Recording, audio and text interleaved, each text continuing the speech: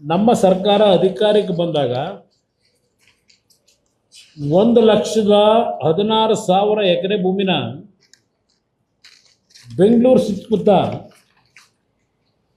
Acquire ಮಾಡ್ತಕ್ಕಂಥದ್ದಕ್ಕೆ ತೀರ್ಮಾನ ತೆಗೆದುಕೊಂಡಿದ್ದಾರೆ. Notification ಮಾಡಬೇಕು, ಅಕ್ವೈರ್ ಮಾಡಬೇಕು ಅಂತ ಹೇಳಿ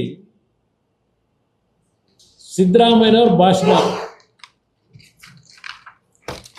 ಕೈಗಾರಿಕಾ ಉದ್ದೇಶಕ್ಕಾಗಿ 5 ಉಪ ನಗರಗಳ ಸ್ಥಾಪನೆ ಅಂದರೆ ಈ ಟೌನ್ಶಿಪ್ಪು ಮತ್ತು SEZ ಹೆಸರಿನಲ್ಲಿ ಸರ್ಕಾರದ ನೀತಿಯನ್ನು ಸ್ಪಷ್ಟಪಡಿಸದೆ ಭಾರತ ಸರ್ಕಾರದ ಒಪ್ಪಿಗೆಯನ್ನು ಪಡೆದಿದ್ದೇವೆ ಎಂದು ವಾಸ್ತವವಾಗಿ ರಾಜ್ಯದ ರೈತ ವರ್ಗಕ್ಕೆ ಮಾರಕವಾಗುವ ಬಗ್ಗೆ ಇದು ಹೇಳಿರೋದು. ಕೇಂದ್ರ ಸರ್ಕಾರದ SEZ ಇಲ್ಲಿದಲ್ಲ, ಅವರು ಮಾಡಿರೋದು. ಈ 69ರ ಅಡಿನಲ್ಲಿ ಪ್ರಾರಂಭ ಆಗ್ತದೆ. ಇಲ್ಲಿ ಅವರು ಭಾಷಣ ಏನು ಮಾಡ್ತಾರೆ ಎಲ್ಲ ಕಡೆ,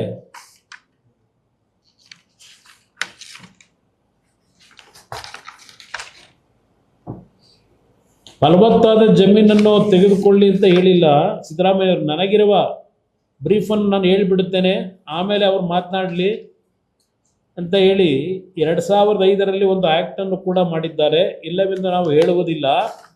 ಆ್ಯಕ್ಟ್ ಮಾಡಿದ ತಕ್ಷಣವೇ ಕೇಂದ್ರ ಸರ್ಕಾರ ನಂದಗುಡಿ ಬಿಡುಗಡೆ ಮಾಡಿ ಎಂದು ಹೇಳಿಲ್ಲ. ಕೇಂದ್ರ ಸರ್ಕಾರದಲ್ಲಿ ಮಾಡಿ ಅಂತ ಅವರೇನು ಹೇಳಿಲ್ಲ, ನಾವು ಅದು ಹೇಳಿದ್ರು ಅಂತ ಹೇಳ್ತಾ ಇಲ್ಲ. ಇದೆಲ್ಲ ಮಾತಾಡ್ಕೊಂಡು ಹೋಗಿ ಅವ್ರು ಏನು ಹೇಳ್ತಾರೆ, 1,19,000 ಎಕರೆ ಬಹುಶಃ ಕರ್ನಾಟಕದ ಇತಿಹಾಸದಲ್ಲಿ ಕೇವಲ 16-17 ತಿಂಗಳಿನಲ್ಲಿ 1,19,000 ಎಕರೆ ಭೂಮಿನ ಅಕ್ವೈರ್ ಮಾಡಿ SEZ ಹೆಸರಿನಲ್ಲಿ, ಟೌನ್ಶಿಪ್ ಹೆಸರಿನಲ್ಲಿ ದೊಡ್ಡ ದೊಡ್ಡ ಡೆವಲಪ್ಮೆಂಟ್ಗಳೇ ಕೊಟ್ಟ ನಿದರ್ಶನಗಳು ಇನ್ನೆಲ್ಲೂ ಇಲ್ಲ. ನಿಮಗೆ ಉತ್ತರ ಕೊಡೋದಕ್ಕೆ ಅವಕಾಶ ಇದೆ, ನಂತರ ಹೇಳಿ ಅಂತ ಹೇಳಿದರು. ನಮ್ಮ BJP JDSನ ಸರ್ಕಾರ, ಸಮ್ಮಿಶ್ರ ಸರ್ಕಾರ ಬಂದು ಕೇವಲ ಕೆಲವು ತಿಂಗಳಿನಲ್ಲಿ 1,19,000 ಎಕರೆ ಭೂಮಿನ ಅಕ್ವೈರ್ ಮಾಡೋದಕ್ಕೆ ಹೊರಟಿದ್ದೀರಿ ಹೆಸರಿನಲ್ಲಿ, ಇದು SEZ ಟೌನ್ಶಿಪ್ ಹೆಸರಿನಲ್ಲಿ. ಇದೇನು ಹೇಳ್ತಾರೆ, ಅದ್ರ ಜೊತೆಗೆ ಇನ್ನೊಂದು ಪದ ಬಳಸ್ತಾರೆ ಅವರು. KC ರೆಡ್ಡಿ ಅವರು ಪ್ರಥಮವಾಗಿ ಈ ರಾಜ್ಯದ ಮುಖ್ಯಮಂತ್ರಿಗಳಾಗಿ ಅಪ್ ಟು ಧರ್ಮಸಿಂಗ್ ಅವರು ಮುಖ್ಯಮಂತ್ರಿಗಳಾಗಿರೋವರೆಗೆ ಈ ಕೈಗಾರಿಕೆಗಳಿಗೆ ಭೂಮಿಗಳನ್ನು ವಶಪಡಿಸ್ಕೊಂಡಿರ್ತಕ್ಕಂಥದ್ದು, ಭೂಸ್ವಾಧೀನ ಮಾಡಿರೋದು ಕೇವಲ 18,000 ಎಕರೆ.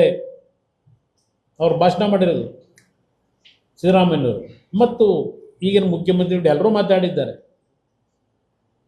ಕೇವಲ 18,000 ಎಕರೆ KC ರೆಡ್ಡಿ ಕಾಲದಿಂದ ಧರ್ಮಸಿಂಗ್ ಕಾಲದವರೆಗೆ.